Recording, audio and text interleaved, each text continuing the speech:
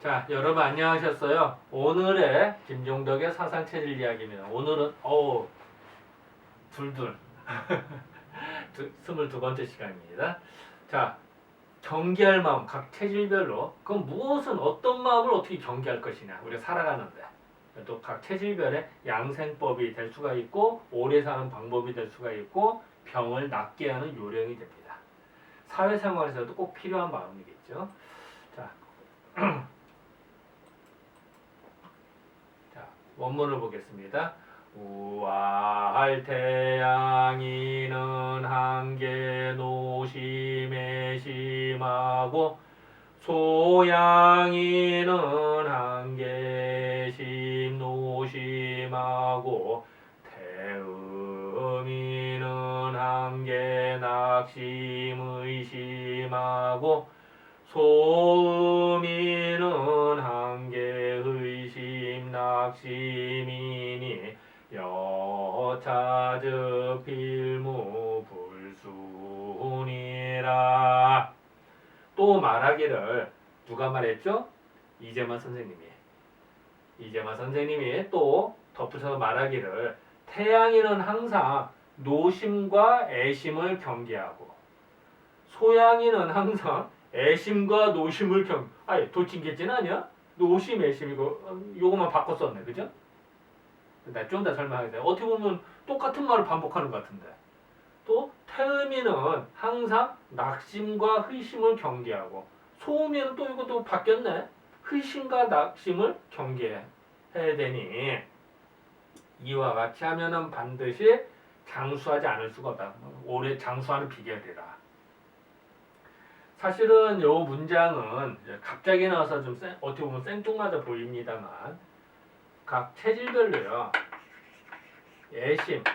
애심은요. 슬퍼할 애자야. 그죠? 슬퍼하는 마음은요.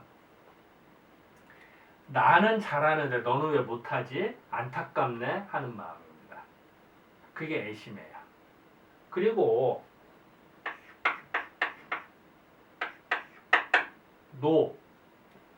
노는 노여하는 겁니다. 화가 나는 거예요. 나 이거밖에 못해? 이런. 나는 잘하는데 너 왜 못해? 자, 애는 아유 안타깝게 생각하는 거고요. 노는 진짜 분노하는 겁니다. 그리고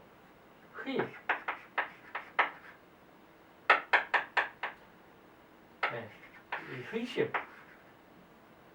의심은요 기뻐하는 겁니다.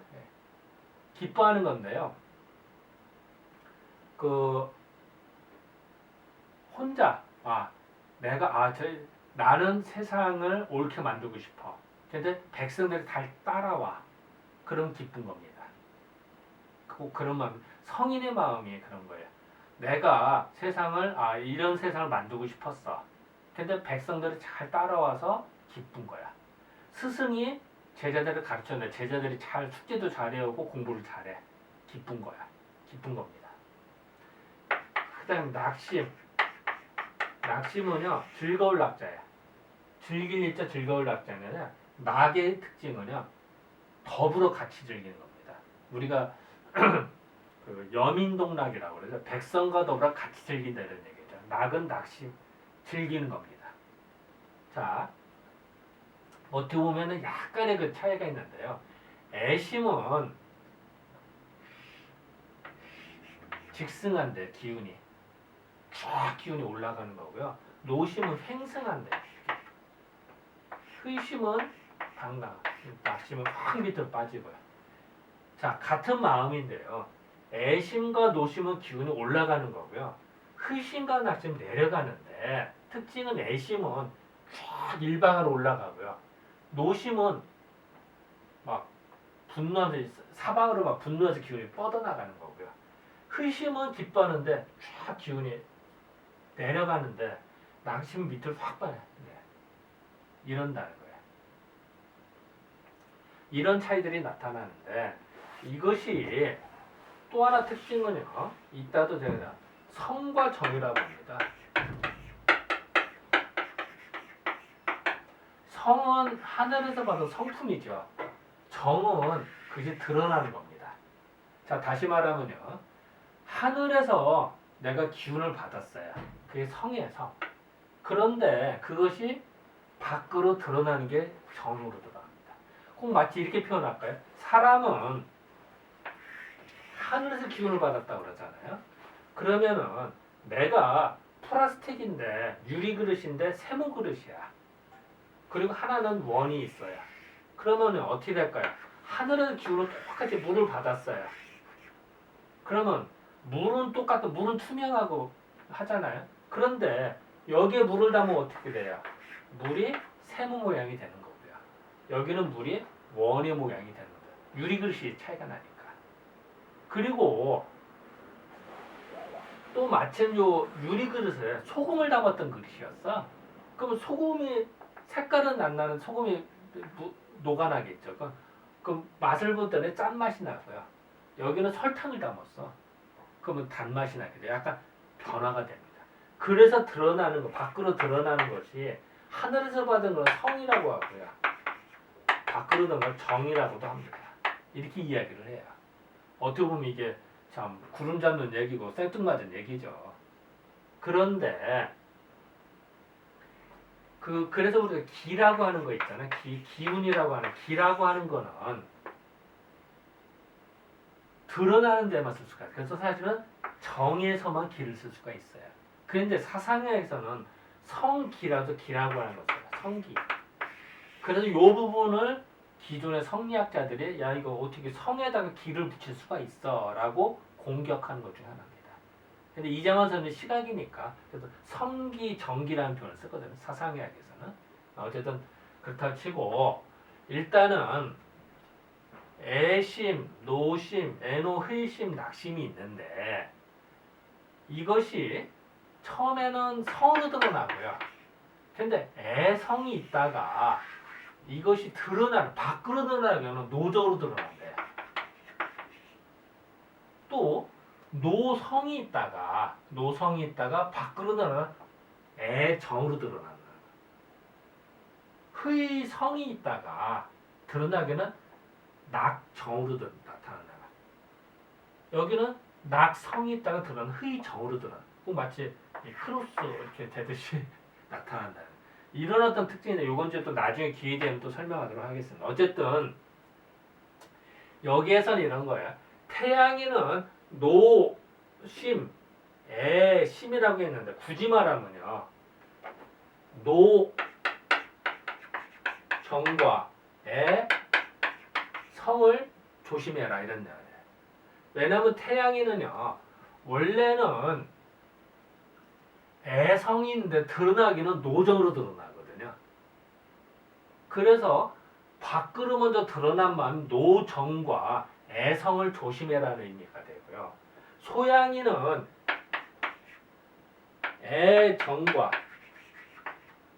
노성을 조심하라는 뜻이 돼요. 자, 다시 보면요. 자, 다시요. 이거 좀 지울게요.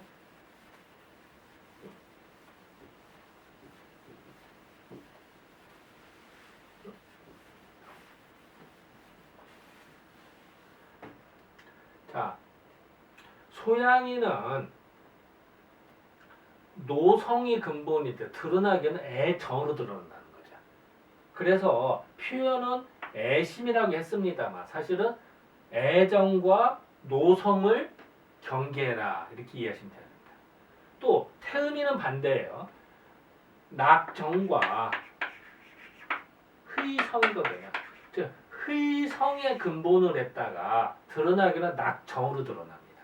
그래서 태음인은 낙정으로 드러나기 때문에 낙은 덕으로 하는 거거든요.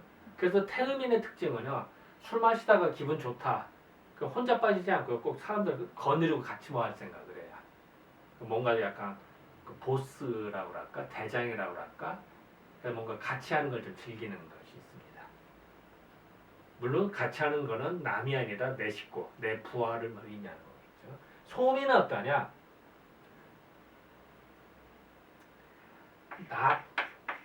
성의 근본에다 드러나기는 의정으로 드러난다는 거예요.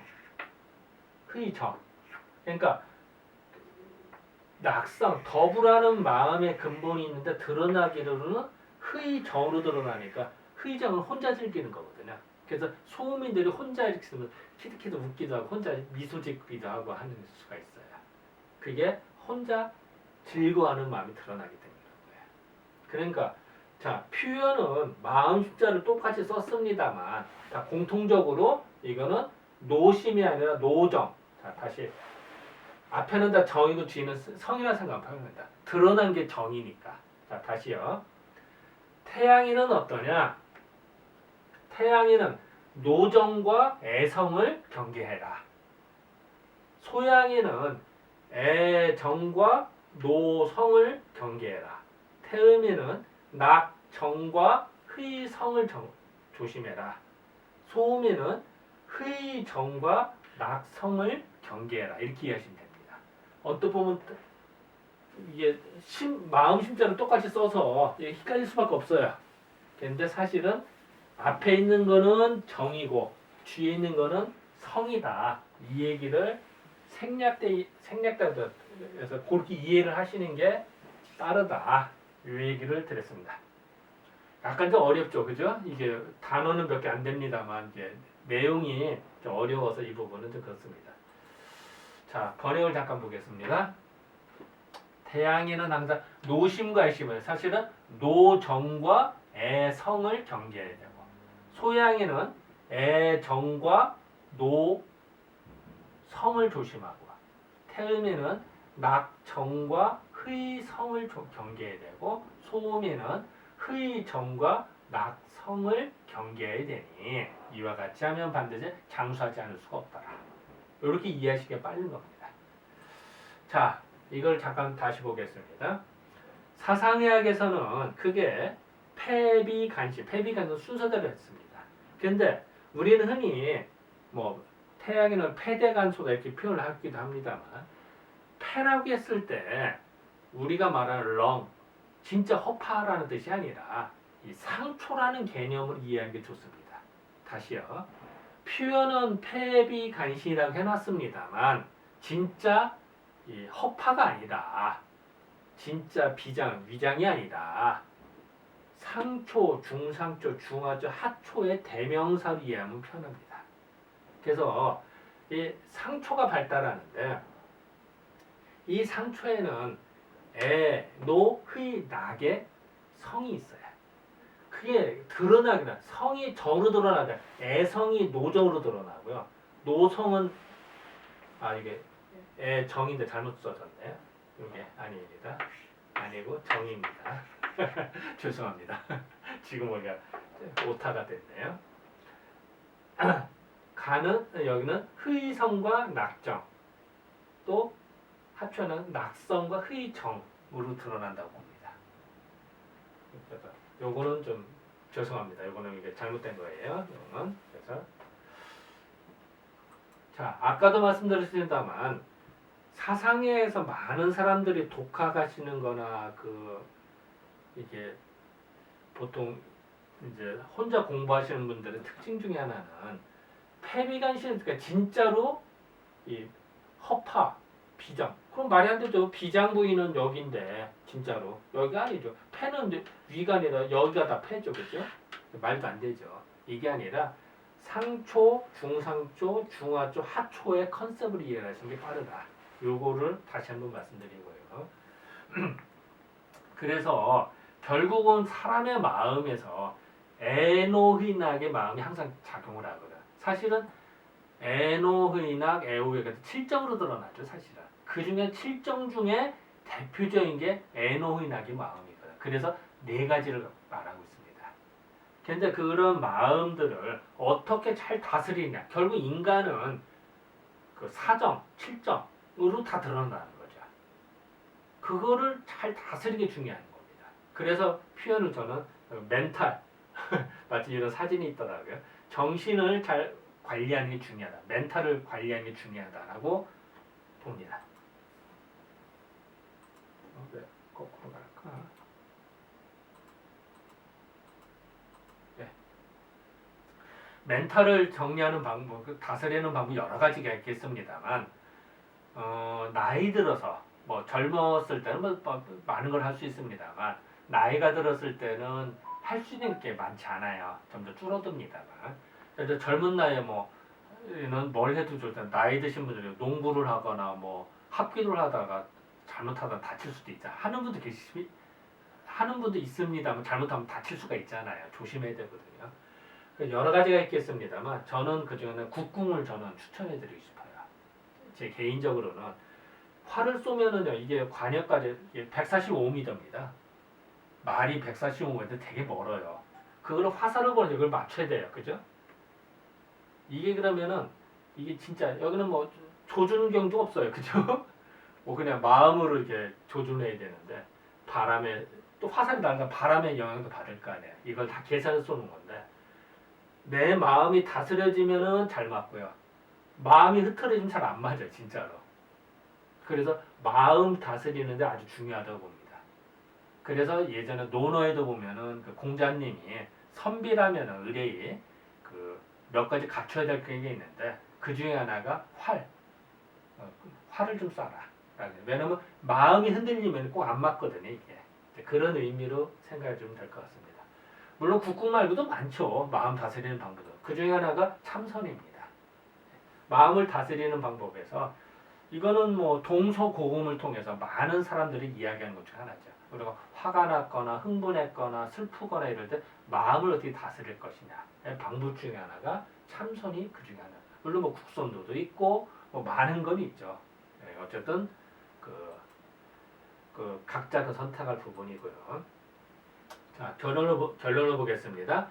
태양에는 노정과 성을 조심해요. 사실 노심으로 되어 있습니다만 앞에 있는 거는 다 정이고 뒤에 있는 거는 성이라고 이해하면 편하다고 그랬죠. 그리고 소양이는 애정과 노성을 조심해야 되고 태음이는 낙정과 흐이성을 조심해야 되고요. 소음이는 흐이정과 낙성을 조심하는 것이 양생법 중에 하나더라. 자, 다시 말하면 이런 거예요. 태양이는 너무 열불내지 말아라. 야, 너 왜 돈 안 갚았어? 빌려줬는데 왜 안 갚아? 약속했는데 왜 안 지켜? 라고 혼자 열받다가 나 쓰러지면 안 되잖아요. 노여하는 마음을 해야 되고요. 조심해야 돼. 소양이는 돈 받으러 갔다가 상대방이 쫄쫄 굶고 있어. 그럼 어떻게 해야 돼? 내 지갑 그래서 꺼내서 라면 사 먹어 할 수가 있단 말이죠. 그런 어떤 슬퍼하는 마음, 또 혼자 울다 웃다 하는 마음, 그걸 조심해라. 태음이는 즐기는 마음, 호탕한 건 좋은데 너무 즐겨서 여러 사람 피눈물 나게 할 수가 있죠. 그걸 조심하고요. 소음이는 혼자 너무 즐기는 마음이 너무 강하다는 얘기죠. 그래서 자기만의 아성을 구축하기 쉽거든요. 그걸 좀 조심해라. 이렇게 이해하셔도 됩니다. 물론 여기에 따른 이야기도 무수히 많아요. 그런 것들은 나중에 차차 기회 되는 대로 설명하도록 하겠습니다. 자, 오늘은 이것으로 마치겠습니다. 네, 감사합니다.